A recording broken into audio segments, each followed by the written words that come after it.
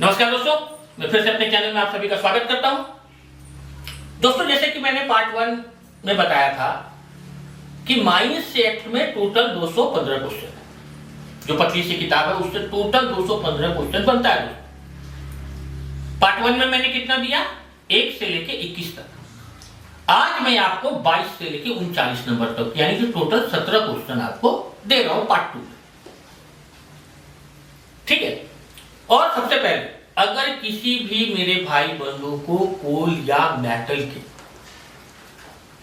Blaster, mat, foreman या mining सरदार, ओवरमैन, ठीक है, या जो मैनेजर के एग्जाम में बैठने जा रहे हैं उसका लेजिस्लेशन से रिलेटेड अगर किसी भी प्रकार का कोई भी प्रॉब्लम होगा तो आप लोग हमसे डायरेक्ट बात कीजिए। मेरा कॉन्टैक्ट नंबर है 7050388010 70 50 38 80 10। आप डायरेक्ट बात कीजिए, मैं आपको उपाय बताऊंगा कि क्या करना है क्या नहीं करना है। ठीक है, चलिए आज का पहला क्वेश्चन क्या है। आज का पहला क्वेश्चन हमारा क्या है, सबसे इंपॉर्टेंट क्वेश्चन कि एक्ट किन किन दशाओं पर लागू नहीं होता है। क्या है पहला क्वेश्चन कि एक्ट किन किन दशाओं पर लागू नहीं होता है। किन किन दशाओं पे भाई? सबसे पहले जहां पर माइनिंग वर्क केवल प्रोस्पेक्टिंग या पूर्वेक्षण के लिए हो रहा है और जो माल निकल रहा उसको हम लोग बिक्री नहीं कर रहे हैं, तो वैसा माइनिंग में किसी भी तरह का एक्ट नहीं लगेगा। क्या है? जहां माइनिंग केवल प्रोस्पेक्टिंग, पूर्वेक्षण के लिए किया जा रहा है और उसका यूज बिक्री के लिए नहीं किया जा रहा। पहला चीज, इस जगह पे आपका माइंस एक्ट लागू नहीं होगा। दूसरा, जहां एक दिन में 20 मैन पावर से अधिक व्यक्ति काम कर रहा, ठीक, क्या है कि एक दिन में 20 व्यक्ति से ज्यादा व्यक्ति काम नहीं कर रहा, वैसा जगह पे क्या होगा हम लोग का कि माइंस एक्ट लागू नहीं होगा। यह हो गया दूसरा टॉपिक। तीसरा क्या है कि माइनिंग में किसी भी कीमत पर मेरा जो डेप्थ होगा वह 15 मीटर से ज्यादा नहीं होगा। क्या है कि माइनिंग में किसी भी कीमत पे मेरा जो डेप्थ है वह 15 मीटर से ज्यादा नहीं है, इसका मतलब कि वहां पे एक्ट लागू नहीं होगा। अगर कोल माइनिंग की बात करें तो वहां भी मेरा मैक्सिमम डेप्थ 15 मीटर के अंदर होना चाहिए। ठीक है, तो यानी माइनिंग में डेप्थ अगर 15 मीटर तक है तो वह एक्ट लागू नहीं होगा। अगला क्वेश्चन क्या है कि ओपन कास्ट माइंस जो होगा, 5वां नंबर, बेंच की height not more than 6 metre. Open cast mines में बेंच की हाइट जो होगी वो कितनी होगी? Not more than 6 metre. छठा क्या है? ओपन कास्ट माइनिंग में एक दिन में 50 व्यक्ति एम्प्लॉयड नहीं हो, यानी अगर ओपन कास्ट माइंस चला रहे हैं तो वहां पर एक दिन में 50 व्यक्ति से ज्यादा काम नहीं करता है, तो वैसी जगह भी मेरा क्या है, माइंस एक्ट काम नहीं करेगा। और लास्ट क्या है कि वैसा माइनिंग जहां हम लोग का एक्सप्लोसिव यूज नहीं हो रहा है, वहां भी मेरा क्या होगा, माइंस एक्ट लागू नहीं होगा। तो ये टोटल 7 जगह पे मेरा माइंस एक्ट 1952 काम नहीं करेगा, अप्लाई नहीं होगा इस जगह पे। क्लियर? चलिए अगला क्या है, 23 नंबर क्वेश्चन क्या है कि Indian standard time Greenwich main time से कितना आगे है? कितना आगे है भैया? 5.5 घंटा आगे। ठीक है, अगला क्वेश्चन क्या है कि चीफ इंस्पेक्टर और इंस्पेक्टर की अपॉइंटमेंट का नोटिस कहां दिया जाए? क्या है कि चीफ इंस्पेक्टर और इंस्पेक्टर के अपॉइंटमेंट का नोटिस कहां दिया जाएगा? कहां दिया जाएगा? सेंट्रल गवर्नमेंट के गैजेट में। कहां दिया जाएगा? सीआई और इंस्पेक्टर का अपॉइंटमेंट का नोटिस सेंट्रल गवर्नमेंट के गैजेट में। सीआई और इंस्पेक्टर किसके अनुसार पब्लिक सर्वेंट माने जाएंगे? क्वेश्चन नंबर 25 क्या है कि सीआई और इंस्पेक्टर किसके अनुसार पब्लिक सर्वेंट माने जाएंगे? किसके अनुसार? कोड ऑफ क्रिमिनल प्रोसीजर 1973 के अनुसार। क्या क्वेश्चन कि सीआई और इंस्पेक्टर की अपॉइंटमेंट का नोटिस सीआई और इंस्पेक्टर किसके अनुसार पब्लिक सर्वेंट माने जाएंगे? किसके अनुसार? कोड ऑफ क्रिमिनल प्रोसीजर 1973 के अनुसार। ठीक है, अगला क्वेश्चन क्या है? माइंस में सर्वेइंग, लेबलिंग और नाप और प्रोडक्टिव मापने के लिए सीआई मैनेजर को कितने दिन पहले नोटिस देगा? क्या है? माइंस में सर्वेइंग, लेबलिंग और नाप और प्रोडक्टिव मापने के लिए सीआई मैनेजर को कितने दिन पहले नोटिस देगा? कितने दिन पहले? 3 दिन पहले, बिफोर 3 डेज।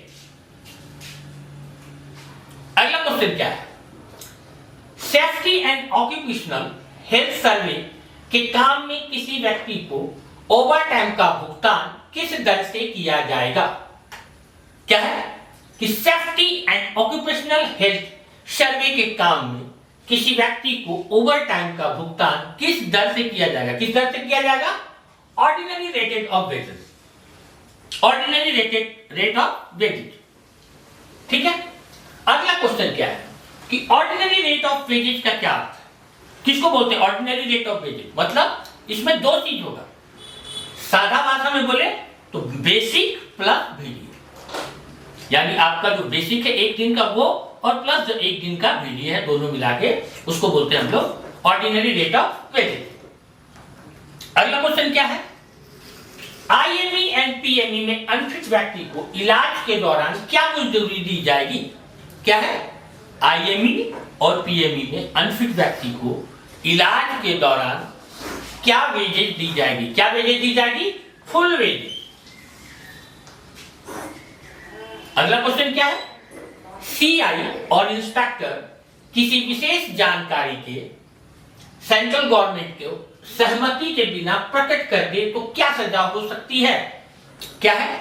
सीआई और इंस्पेक्टर किसी विशेष जानकारी को सेंट्रल गवर्नमेंट की सहमति के बिना अगर प्रकट कर देता है तो उसकी क्या सजा होगी?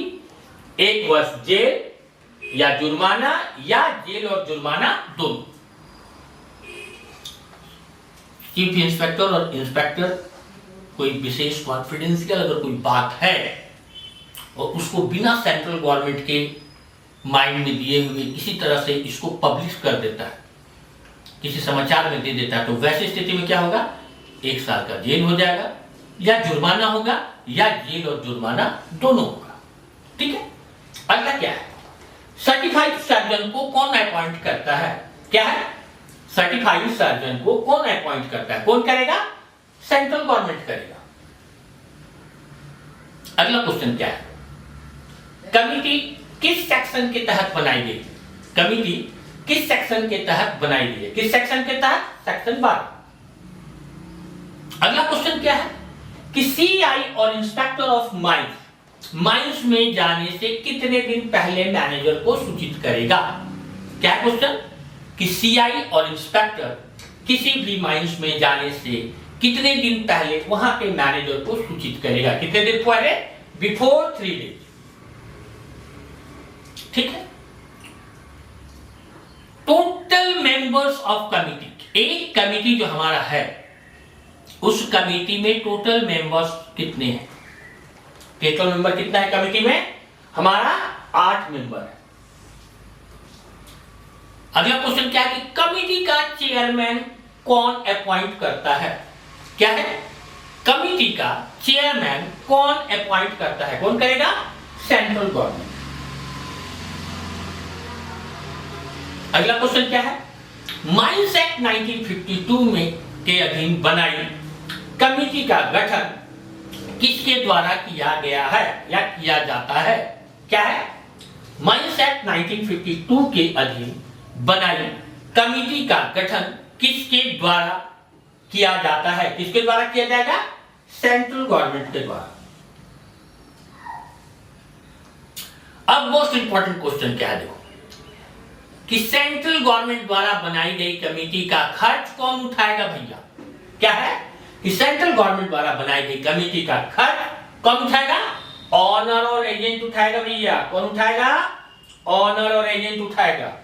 इसमें लेकिन एक टर्म है, यदि कमेटी के फंडिंग में मैनेजमेंट की गलती पाई जाती है तो क्या है टर्म, क्वेश्चन घुमा के ये दागेगा कि सेंट्रल गवर्नमेंट द्वारा बनाई गई कमेटी का खर्च अगर कमेटी का जो फंडिंग है उसमें किसी तरह की गलती पाई जाती है तो खर्च कौन उठाएगा, ऑनर और एजेंट साहब उठाएंगे। ठीक, आज का लास्ट क्वेश्चन क्या है, कमेटी के खर्च का वहन अगर ऑनर एजेंट अंडर 6 वीक नहीं कर पाता है तो क्या होगा। क्या है क्वेश्चन, आज का लास्ट क्वेश्चन क्या है कि कमेटी का खर्च का वहन ऑनर एजेंट अंडर 6 वीक नहीं कर पाता है तो क्या होगा। बहुत इंपॉर्टेंट क्वेश्चन है आज का कि अगर कमेटी के खर्च का वहन ऑनर और एजेंट अंडर 6 वीक नहीं कर पाता है तो क्या होगा।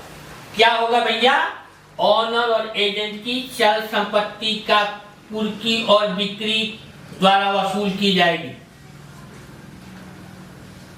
क्या है, कमेटी के खर्च का वहन अगर ऑनर और एजेंट 6 हफ्ते के भीतर अगर नहीं किया तो क्या होगा, ऑनर और एजेंट के टोटल चल संपत्ति की कुर्की और बिक्री कर गवर्नमेंट वसूल देगी।